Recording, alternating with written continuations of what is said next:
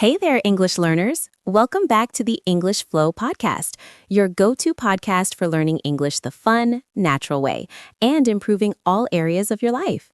I'm Erin. And I'm Evan. We're so excited to have you with us today. Whether you're new here or you've been listening for a while, we've got a great episode lined up for you. Absolutely. Let me ask you something. What do you think is the one thing that can make or break your success, whether it's learning English, staying fit, or reaching any goal? That's an interesting question. Let me guess. If there's one thing that truly determines success, it has to be self-discipline. It's what keeps us moving forward, even when motivation fades. You're absolutely right. And now that you mention it, I've been struggling with self-discipline lately. I've been falling behind on some personal goals and, to be honest, feeling a bit undisciplined. I can totally relate. We all have those moments where we set big goals and then struggle to stick with them. What's been going on for you? Well, for example, I've been wanting to exercise more, but the days when I need to work out always seem to clash with my Netflix binge sessions. I just can't seem to keep the momentum going, and I keep thinking, I'll start tomorrow. The classic I'll start tomorrow syndrome. We've all been there. But hey, this is exactly why we're talking about self-discipline today, because without it, we end up procrastinating and losing sight of our goals. Exactly. So in today's episode, we're going to break down how to build self-discipline, why it's crucial for success, and how we can stay motivated even when things get tough. Yes, and the best part, we've got some practical tips to share that'll help you stay disciplined in both your English learning and other areas of your life. And as always, we've got a special treat for you, our free PDF guide for today's episode, which includes key takeaways, comprehension questions, and grammar exercises. You can use it to reinforce what you learned today and keep improving your discipline and English. And don't forget, we'll also be introducing some new intermediate level vocabulary throughout the episode. These words and phrases will help you sound even more natural when you speak English. And we'll be breaking them down in Charlotte's vocabulary section later on. So, stick around because this episode is packed with practical insights that will help you build self-discipline and take your English skills to new heights. That's right. Whether you're looking to build better habits, improve your speaking confidence, or just get better at staying focused, this episode is for you. All right, let's get started with today's topic, how to build self-discipline and stay consistent on the path to success. Let's kick things off with the first tip. Start with tiny habits. If you're aiming to build self-discipline, focusing on small, manageable habits is a great way to begin. I can totally relate to this. Every year, I set huge goals, like working out for an hour every day or eating perfectly. And every year, by mid-January, I'm already overwhelmed and burned out. It's frustrating because I can't keep up with such big expectations. Oh, I know exactly what you mean. New Year's resolutions can be so tempting, but they can also lead to burnout if we try to do too much at once. The key is to start small and build momentum. Exactly.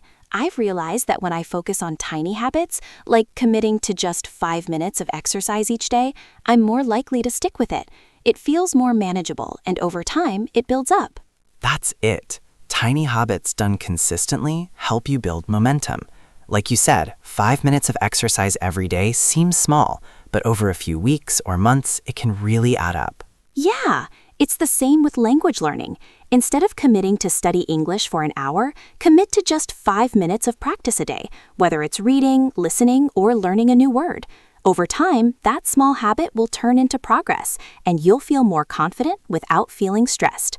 Remember, consistency is key. Exactly. James Clear in Atomic Habits talks about how small habits compound over time. The idea is to make the habit so small that you can't say no to it. You might only practice for a few minutes, but that small effort done consistently leads to big results. I love that. And the best part is, when you focus on small habits, they naturally become part of your routine. It's easier to stay disciplined without feeling like you're forcing yourself. Totally. And now, moving to the second tip, focus on systems, not just goals. Goals are great, but they don't always lead to success without a clear system to back them up. I've definitely made that mistake. I'd set big goals like, I want to lose 30 pounds in 3 months, but without a system in place, I just couldn't keep up. I'd start strong, but then get discouraged when I didn't see quick results. Exactly. That's where systems come in.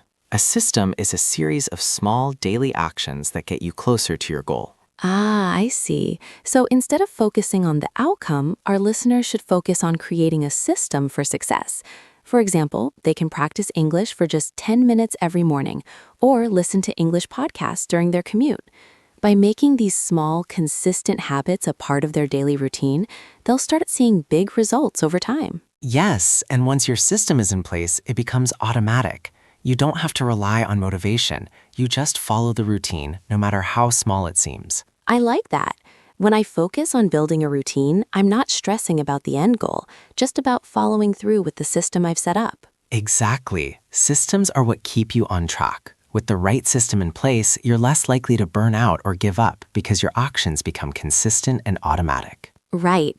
It's like creating a path that leads you to your goal without all the bumps and detours.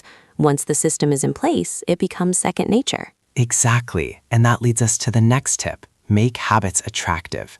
If you make a habit fun, sticking with it becomes a whole lot easier. I totally agree. When I started exercising, I used to dread it, but then I started making it enjoyable. I'd listen to my favorite music or watch a funny TV show while stretching. Suddenly, working out wasn't such a chore. Exactly. The same approach works for English practice. If you find ways to make it enjoyable, like watching an exciting English show or treating yourself after a study session, it makes the process so much more fun. That's a great idea. If our listeners reward themselves after practicing English, like with a small treat or a fun activity, it'll keep them motivated. It's like bribing yourself to learn, but in a good way. Well, who doesn't love a little self-bribery? Positive reinforcement is powerful. When you pair good habits with rewards, it makes it more likely you'll stick with them. Your brain loves rewards, and it'll strengthen the habit over time. So, making habits attractive by pairing them with rewards means I'm more likely to stick to my goals, whether it's fitness or language learning. Who knew being disciplined could involve snacks and TV? Right? Discipline doesn't have to be a boring task, and that leads us to the next tip: designing your environment for success. The truth is, your surroundings can either help or hurt your discipline. Oh, I can definitely vouch for that. When my desk is cluttered or I've got snacks all around me, I get distracted really quickly. Like a setup for disaster. If your environment doesn't support your goals, it's way too easy to give in to distractions. Exactly. That's why I've started keeping my workout clothes right by my bed and my gym bag near the door. That way, I'm reminded to exercise first thing in the morning. I also move the snacks away from my desk to avoid temptation and stay focused. Smart move. The key is to make it easier to follow through and harder to procrastinate. Exactly. Same thing goes for English learning too. For all of you learning English, make your environment work for you. Keep your study materials visible and accessible. Whether it's books, apps, or flashcards, make sure they're within reach. Out of sight, out of mind, right? Right. And don't forget, the people around you matter too. Surround yourself with people who support your goals. If your friends are cheering you on, it's a lot easier to stay disciplined. Well, unless your friends are distracting you with cake, but that's a different story. True. And speaking of distractions, that's where managing your willpower and energy comes in. Willpower is like a muscle. It gets weaker the more you use it. Oh, I totally feel that.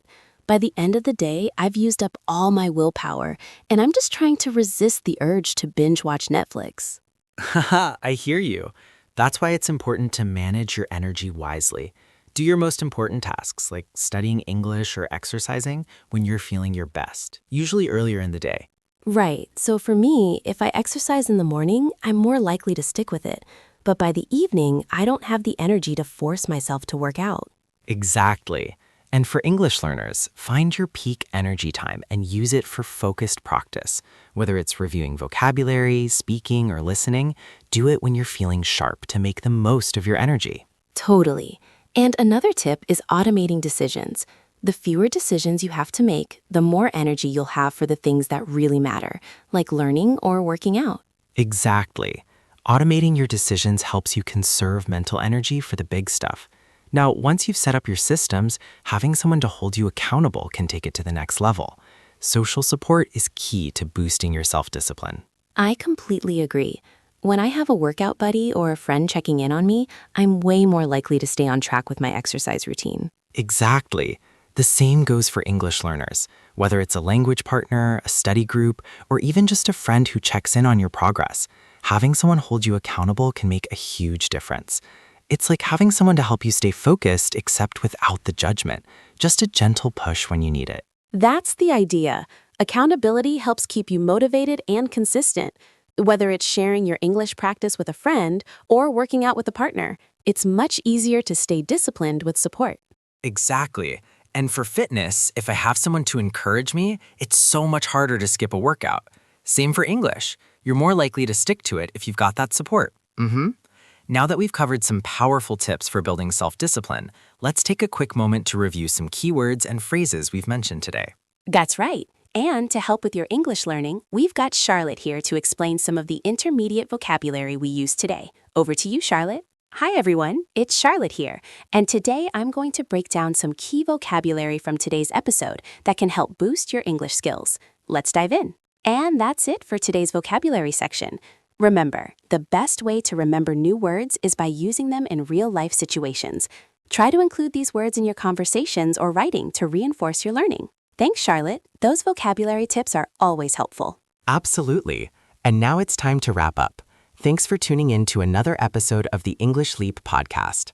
Remember to keep those tiny habits in place, stay consistent, and make your environment work for you. And of course, reward yourself along the way. Good habits don't have to be boring. Make them fun. We'll catch you in the next episode. Keep learning and keep improving. Until then, take care.